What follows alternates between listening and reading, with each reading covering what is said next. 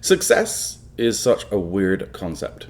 It's one of those things that we treat like a single value or on off switch. Like this person is successful or this person is unsuccessful.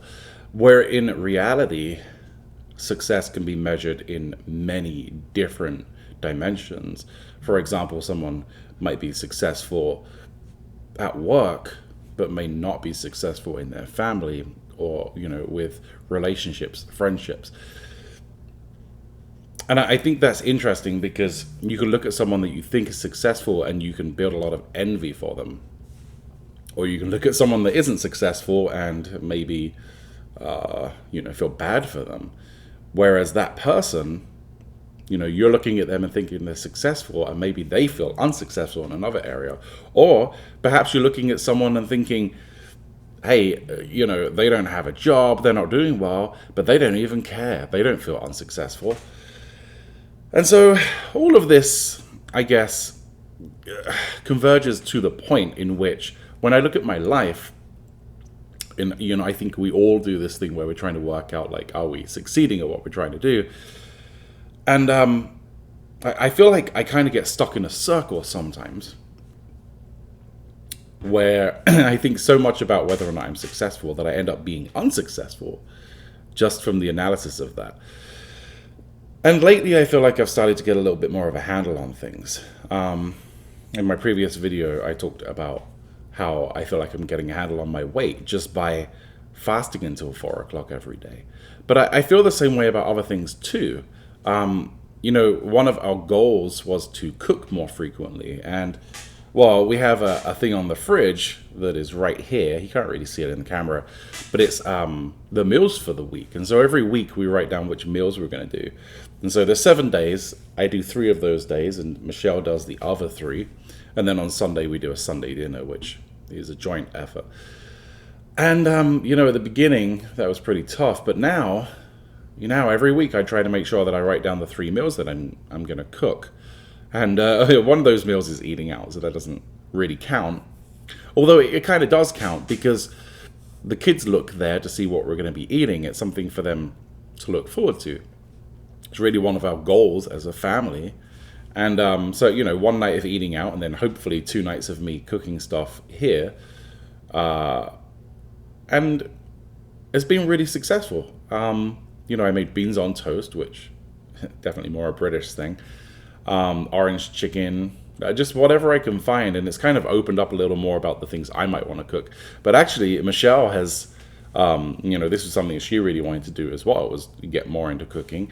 And, she's gotten real creative with it. And we've ended up with a lot of different new meals that, frankly, the kids always love. They really enjoy having that food.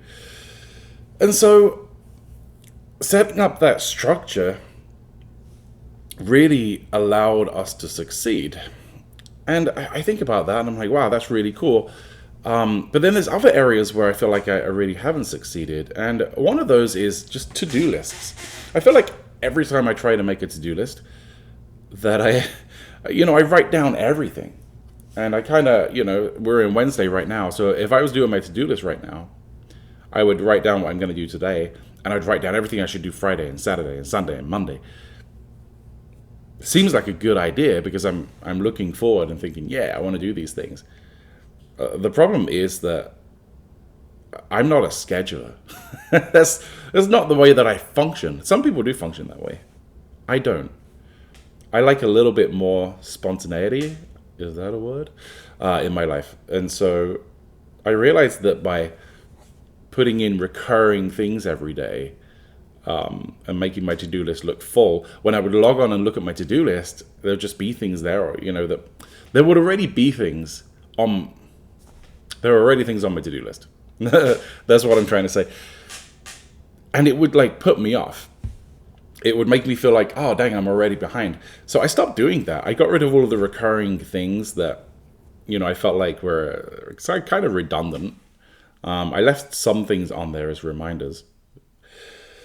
But now every morning when I wake up, my to-do list is kind of blank. And I think, what do I want to do today?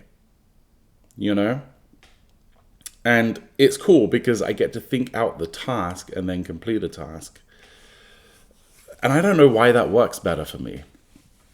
But it definitely does. And I think it's important to remember that, like, a goal, to get to a goal, you have a series of small steps.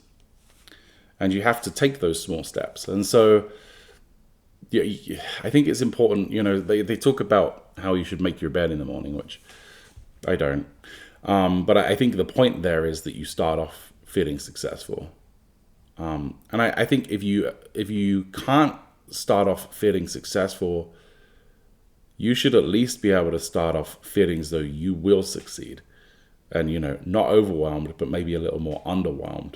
Because if I wake up in the morning and I see a list of things I've got to do and I just don't feel like I have the oomph or like the kick to go do it, that's going to set my day in the wrong direction. So, yeah. I don't really know what this video is really getting to, but I guess the point is that I deleted all of the stuff off of my to-do list, and now I just make a new to-do list every day, and I enjoy it. I really decide, like, what am I going to do?